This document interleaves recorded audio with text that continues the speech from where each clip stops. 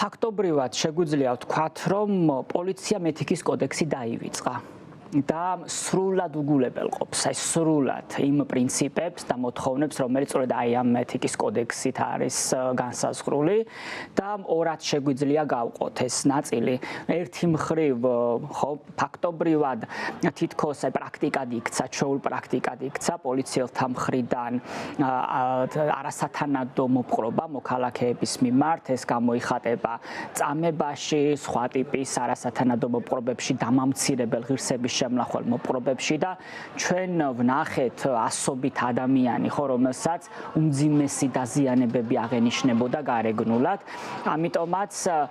თითქოს რაღაცნაირად ჩამოყალიბდა, ხო, პრაქტიკაში სამართალდამცველთა მხრიდან ესეთი არასათანადო მოპყრობა, ხო, მოქალაქეებთან მიმართებით და მათ შორის ეთიკის კოდექსის ერთ-ერთი